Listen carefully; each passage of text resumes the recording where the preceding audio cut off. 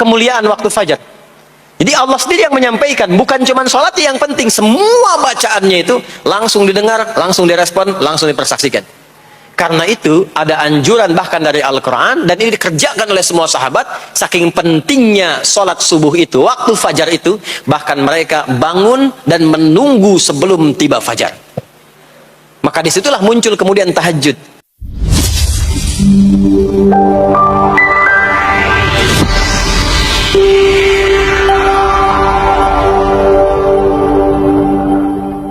Ada apa di waktu subuh? Apa perbandingannya dengan waktu-waktu yang lainnya? Mengapa sebagian nama yang disematkan di dalam ibadah di waktu-waktu itu justru tidak sama dengan nama waktunya, tapi disebutkan dengan nama-nama yang berbeda? Zuhur kenapa dengan zuhur tidak nahar? Asar kenapa disebut asar tidak masa? Subuh kenapa disebut subuh dan ada dua nama dengan fajar? Ya, kenapa namanya dua? Itu yang coba kita hadirkan di pertemuan kajian kali ini. Mudah-mudahan dari pencerahan yang kita dapatkan di kesempatan pagi ini ada bekal terbaik yang kita bawa pulang setelah menunaikan ta'lim ini insyaallah. Tidak cukup dengan amin, kita mulai dulu ya. Bismillahirrahmanirrahim. Kita mulai Quran surah ke-17 Al-Isra di ayat ke-78. Bismillahirrahmanirrahim. Aqimis salata liduluki syamsi ila ghasaqil laili wa qur'anal fajr. Inna qur'anal fajri kana mashhuda. Aqimis salat, tunaikan oleh kalian salat dengan sempurna, dengan benar.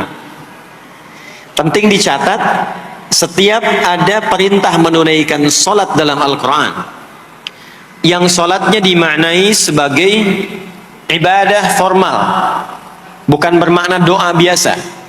Jadi ada salat yang bermakna umum, yaitu doa. Jadi doa itu disebut dengan salat. Karena itu dalam fiqih, as-salatu hiya doa. Salat itu secara bahasa disebut dengan doa. Karena isi dari semua salat itu, bacaannya semuanya doa. Tapi kalau ada salat yang dimaksudkan ibadah yang kita tunaikan, dimulai dengan takbir, berniat kita, ditutup dengan salam, maka salat yang dimaksudkan ini, itu seringkali di Quran kalimatnya dibuka dengan derivasi kata aqama yuqimu. Kalimat salat pertama di Quran Al-Baqarah ayat 3. Alladzina yu'minuna bil ghaibi wa yuqimunas shalah. Al-Baqarah ayat ke-43. Wa aqimus shalah wa atuz zakah. Selalu menggunakan aqama, yuqimu, yuqimuna, aqimi dan seterusnya. Termasuk di Quran surah ke-17 Al-Isra ayat 78. Aqimis salata, menggunakan kata aqim. Apa itu aqim? Aqama, yuqimu, yuqimuna, aqim, itu artinya menunaikan dengan sempurna, sesuai dengan ketentuan yang diberlakukan, tegak sempurna.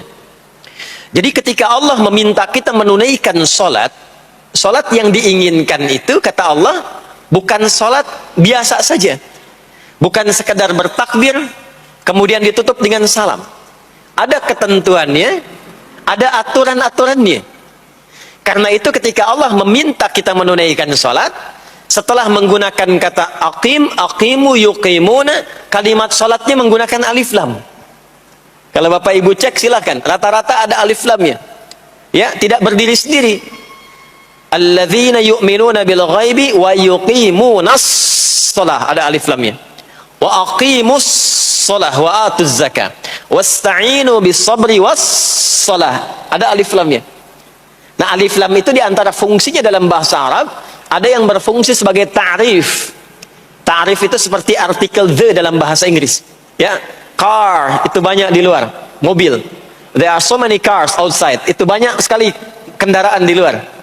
Tapi kalau kita katakan the car, ya, yang ini bukan yang lain. As-shalah, kenapa menggunakan alif lam? Memberikan kesan yang diinginkan itu salat yang sesuai aturannya, salat yang sesuai dengan ketentuannya. Karena itu di era Nabi Shallallahu Alaihi Wasallam, boleh dicatat nanti hadisnya riwayat Muslim, nomor hadis 397, yang meriwayatkan nanti sahabat Abu Hurairah radhiyallahu taala anhu. Pelaku yang mengalami ini namanya Khalad bin Rafi' Az-Zuraiqi. Dikisahkan datang seorang sahabat ya Nabi sallallahu alaihi wasallam, kemudian dakhala ila al-Masjid Nabawi, kemudian masuk ke Masjid Nabi, fa shala bi jambin Nabi sallallahu alaihi wasallam. Maka ia salat di samping Nabi sallallahu alaihi wasallam, wan nabiyyu fi nahiyatin ukhra min al-masjid. Sedangkan Nabi di sisi yang lain di masjid itu. Kalau diilustrasikan, dia masuk ke masjid, kemudian Nabi di satu sisi yang lain. Kemudian dia salat. Kemudian ketika dia selesai, falamma sallama yaminan wa shimala, thumma atan nabiyya sallallahu alaihi wasallam. Ketika dia salam ke kanan dan ke kiri, lalu mendatangi Nabi sallallahu alaihi wasallam. Faqala, dia berkata, "Assalamu alayka ya Rasulullah." Ya, assalamu alayka ya Rasulullah. Kata Nabi, "Wa alaikassalam wa rahmatullah. Irji' shalli fa innaka lam tusalli."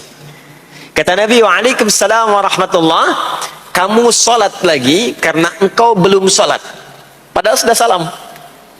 Fa'ada salatahu, kemudian dia mengulang salatnya. Thumma atan nabiyya, dia datang lagi ke Nabi SAW.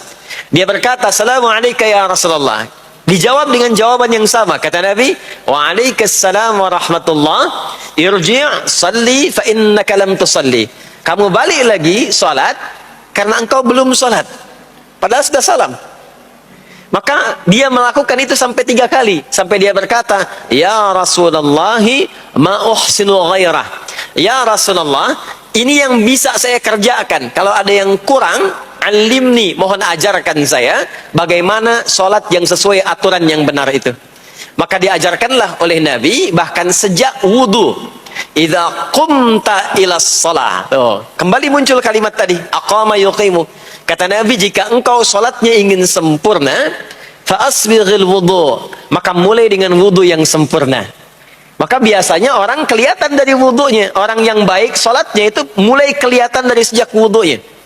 Jadi kalau wudunya tidak sempurna, buru-buru, yang dibasuh tidak sempurna, itu pasti akan berdampak kepada sholatnya.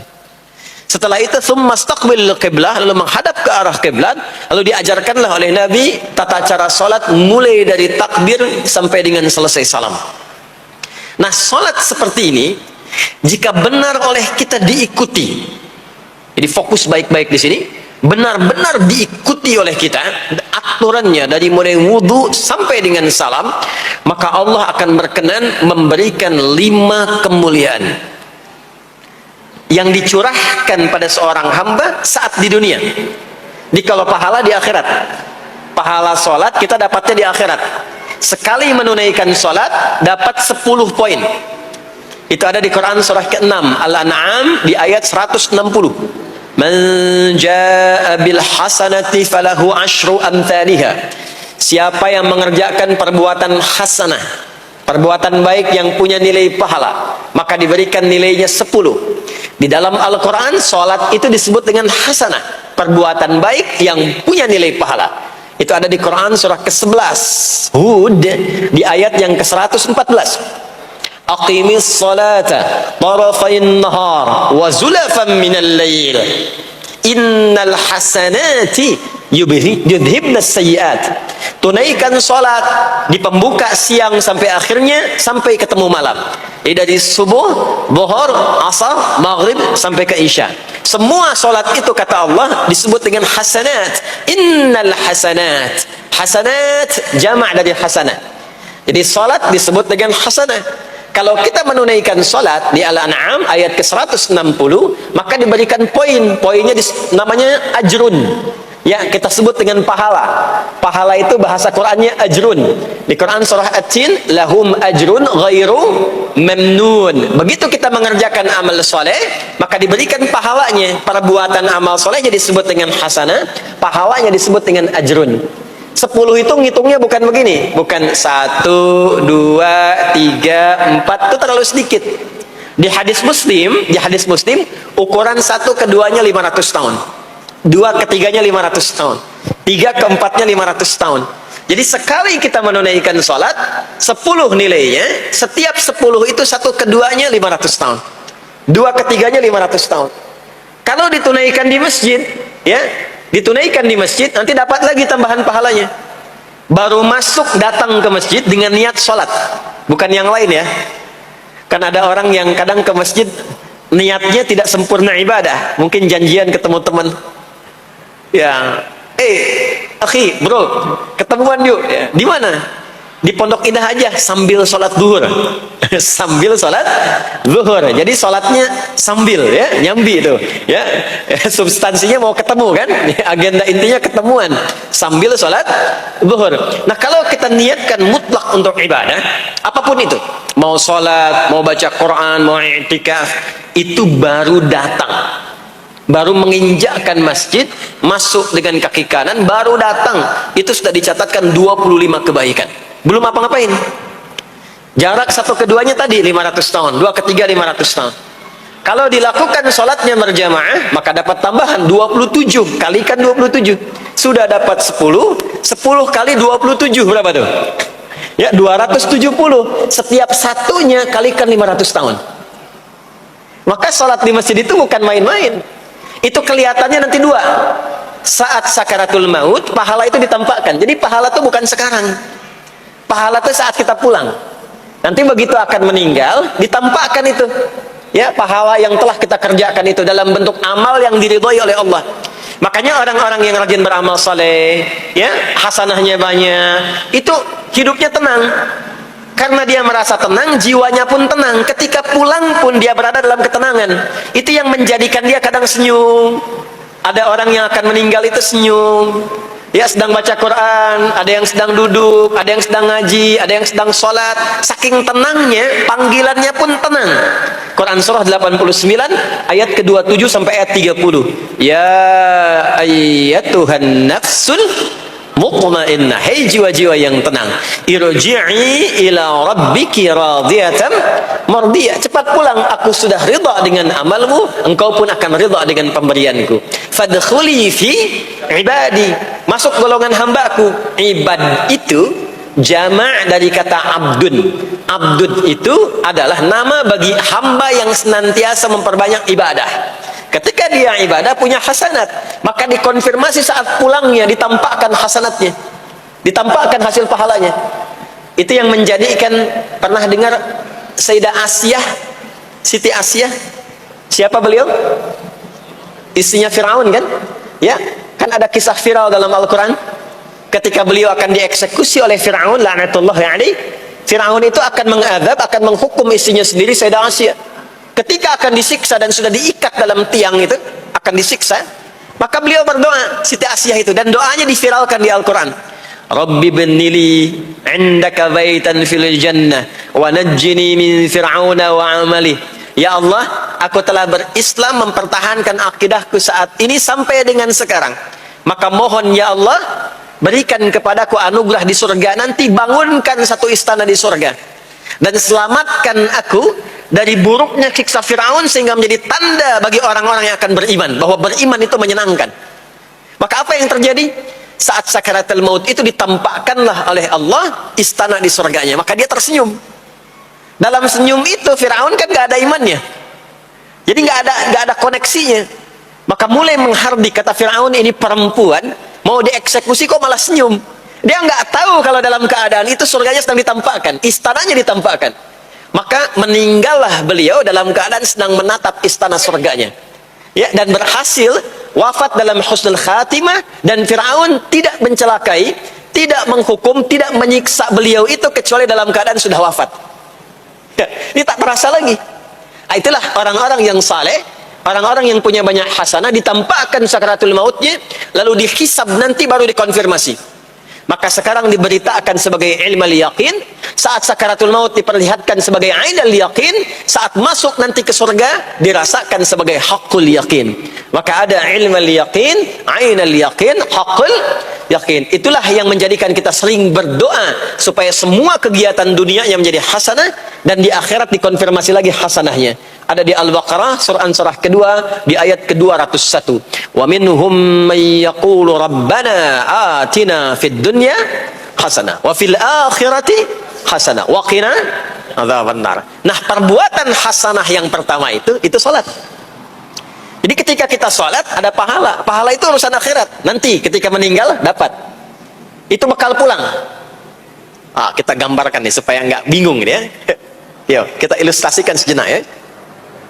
Bismillah. Bapak Ibu kelihatan ini ya? Ibu kelihatan Bu ini? Alhamdulillah, alhamdulillah. Ini pejuang subuh belum ditulis sudah kelihatan ya. Alam itu kan yang kita tinggali, kita rasakan, dan nanti yang kita yakini ada 3 kan. Ini sering saya sampaikan belakangan ini di beberapa kesempatan. 1, sekarang ada yang disebut dengan ardun, al-ard, yang kita terjemahkan dengan bumi tempat kita tinggal sekarang. Ya, sekarang kita ada di mana? Di Masjid Pondok Indah ya. Bagian dari bumi. Ini di bumi. Sifatnya disebut dengan dunia. Jadi dunia itu asalnya bukan nama alamnya, tapi lebih kepada sifatnya. Ya, dunia. Dari kata dana, yadnu, dunuan, wa dunyaan. Artinya sesuatu yang cepat. Sesuatu yang fana. Sesuatu yang rusak, yang hilang.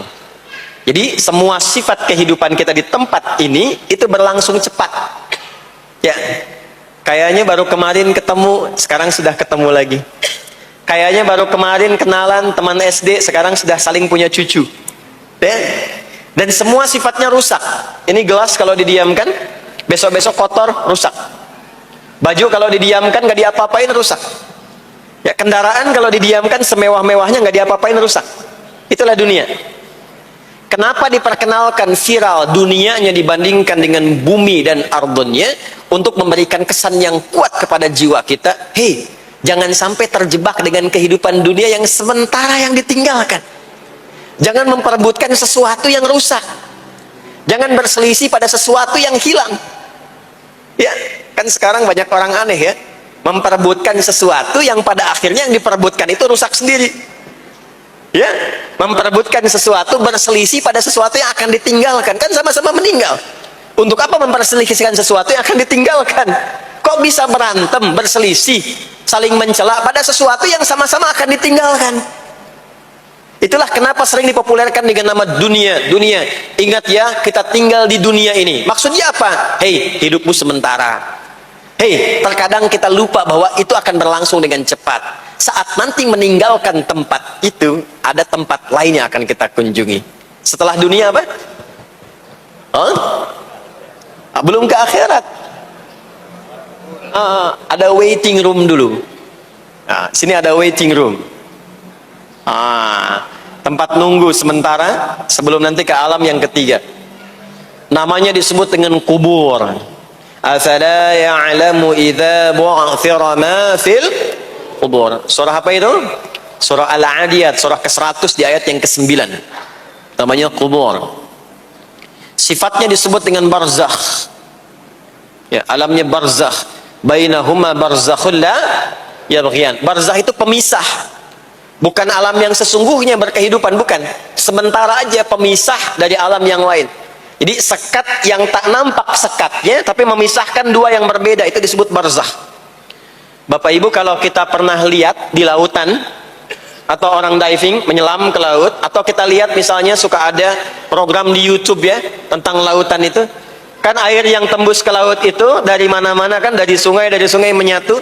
Pernah lihat, ada bagian lautan tertentu, yang nggak nyambung tuh arusnya, antara kanan dengan kirinya. Ikan yang di sini nggak bisa tembus ke sini, begitu ke sini balik lagi, sini balik lagi. Nah itu barzakh namanya. Barzakh pemisahnya, nggak kelihatan, tapi memisahkan dua bagian yang tidak menyatu.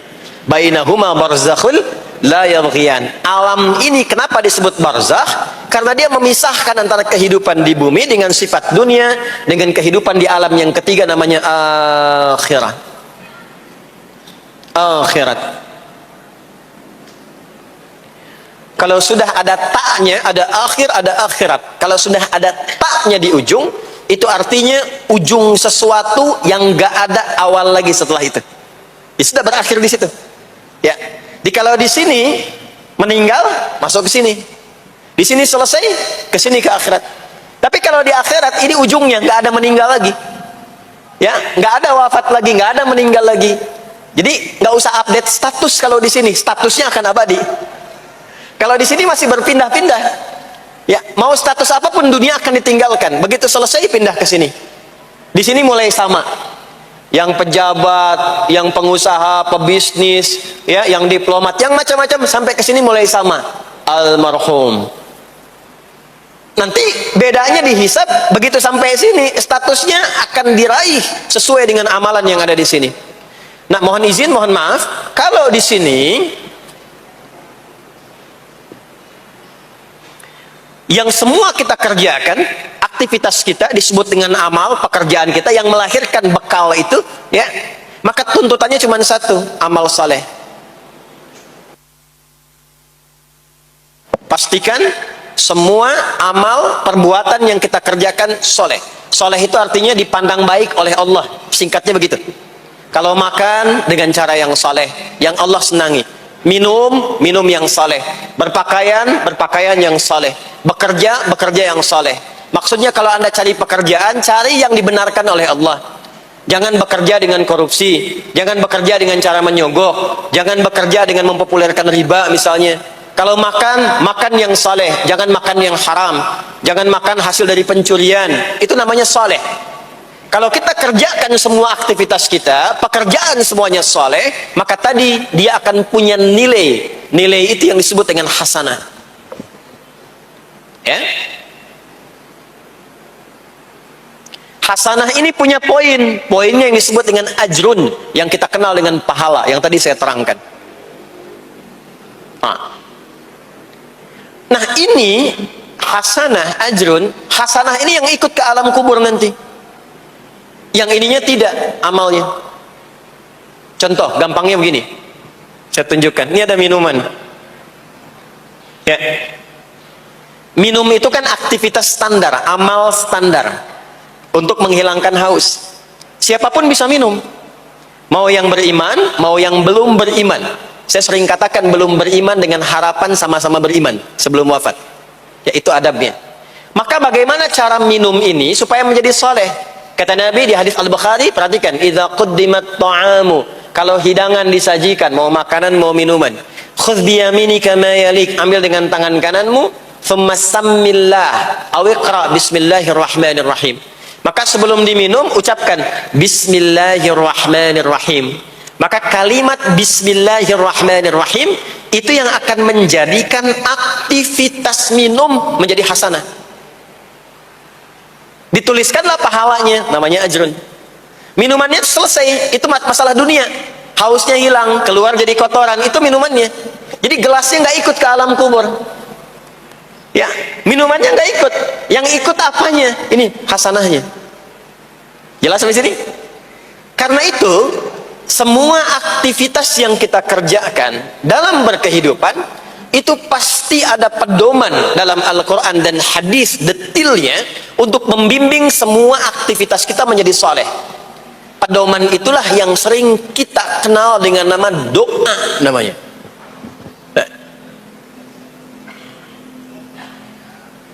Silahkan Bapak Ibu cek, tidak ada satupun di dalam Islam aktivitas yang dikerjakan kecuali bersanding dengan doa di dalamnya. Coba cek ya. Bangun tidur sudah ada doanya? Sudah. Makan ada doanya? Berpakaian ada doanya? Dan kalau kita mau jujur, itu semua aktivitas doanya nggak sama. Bangun tidur dengan mau tidur sama nggak doanya? Bahkan urusan ke masjid nih, masuk masjid ada doanya nggak? Kakinya diatur kan? Kanan. Keluar masjid ada doanya. Doa masuk dengan keluar sama nggak?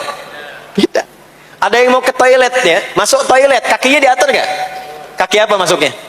Kiri. Keluar? Ada doanya nggak? Nah, perkara ke toilet pun bisa jadi amal soleh. Karena semua yang dikerjakan dalam Islam itu bernilai. Allah itu ingin mendidik kita, jangan sampai melakukan sesuatu yang tidak ada manfaatnya. Dan kalau sudah ada manfaat, jangan tanggung. Jangan hanya jadikan kegiatan itu terbatas pada satu alam saja. Dunia dapat, tapi alam kubur gak dapat. Dunia dapat, tapi akhirat gak punya bekal. Gimana nanti pulang ke akhiratnya? Ya. Saya mau tanya sebentar. Maaf ya. Kita yakin nggak bahwa kita akan meninggal? Saya ulang, yakin nggak akan meninggal? Baik. Sekarang pertanyaannya, kalau sekiranya meninggal, pindah alam atau tidak? Pindah kan? Makanya diumumkan di Masjid Raya Pondok Indah, Inna lillahi wa inna ilaihi rajiun. Telah meninggal dunia, telah meninggalkan dunia. Artinya keluar dari sini. Sekarang kita pakai hukum dunia sebentar. Biasanya begini, kalau orang pindah tempat, walaupun ada di satu alam, itu pasti butuh bekal. Dan kadang bekalnya nggak sama. Contoh, nanti Ramadan, setelah itu masuk Idul Fitri. Biasanya ada mudik ya. Mungkin nggak mudik kalau nggak ada bekal. Saya sering perhatikan setiap tahun, orang itu mau mudik kalau ada bekalnya. Masya Allah, cuman motornya bebek, ya. Tapi kan bekalnya ada yang singa, ada yang sapi, ya. Itu ditambah lagi pelepah pisang, kasih dus lagi, kasih tulisan, sayang tunggu aku pulang, gitu kan? Kan dikumpulkan kan? Dan saya pernah tanya, kenapa Mas gak pulang? Gak ada bekal Pak, katanya. Jadi orang mau pindah tempat saja, itu perlu ada bekal. Anda kesini kalau nggak ada bekal nggak mungkin sampai. Sekarang kalau pindah dari Indonesia ke Singapura, sama nggak mata uangnya? Beda. Di Malaysia sama nggak? Semakin jauh ke Saudi, ke Amerika, hukumnya mengatakan setiap pindah tempat pasti bekalnya beda. Jangan pernah kita mengharapkan atau membuat hukum sendiri ketika pindah tempat. Jadi sesama dunia saja tempatnya, bekalnya sudah beda. Sekarang Anda menginginkan pindah alam dari dunia ke kuburan, bekalnya pengen sama, mustahil. Makanya sejak kita meninggalkan dunia, semua paket dunia tanggal di atas. Pindah ke bawah, selesai. Nih bajunya ini nggak akan ikut nih. Ganti. Ya, namanya kafan kan? Dan di kafan itu sudah nggak ada kantongnya. Coba dicek tuh, ada kantongnya nggak kan kafan tuh? Nggak ada. Dan ini nggak akan dibawa nih handphone yang bagus, lagi dipakai ngerekam nih. Nggak akan ikut. Ah, saya mau dipakai aja, ntar kalau malaikat nanya, man robuka? Nih, sudah pernah ikut kajian. Rombongan Ustaz Adi. Ya, beda, ini beda alam. Maka yang ikut apanya? Yang ikut tuh hasanahnya, value-nya, nilai kebaikannya. Ini yang kita yakini, ini yang kita imani. Jadi mumpung masih ada kehidupan, perbanyak. Kalau dulu sadar banyak yang salah, sekarang sisanya ganti dengan yang soleh. Kalau sudah diperlihatkan, sekarang kan banyak yang viral di YouTube, dilihat, didengar oleh telinga kita, disimak oleh kita, orang meninggal sedang sholat, orang meninggal setelah menjadi pemulung kebaikan, orang meninggal dalam keadaan baca Quran, diperlihatkan di mata kita. Kok bisa buka YouTube yang keluar di beranda itu? Itu kan hidayah.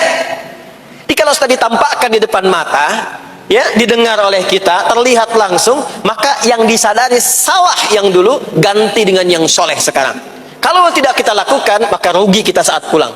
Ini yang dimaksud surah ke-103. Wal asr. Innal insana lafi khusr. Illa alladhina amanu wa amilus salihat. Amal saleh. Nah, ini nanti yang dibawa pulang ke sini. Ya, sini. Nah, bagaimana melatih supaya semua kegiatan kita itu jadi soleh? Gimana latihannya? Karena nggak mudah untuk melakukan itu. Belum tentu bangun itu langsung soleh, itu belum tentu. Belum tentu kita makan itu mendapatkan sumber yang benar, dengan cara yang benar. Bagaimana melatihnya?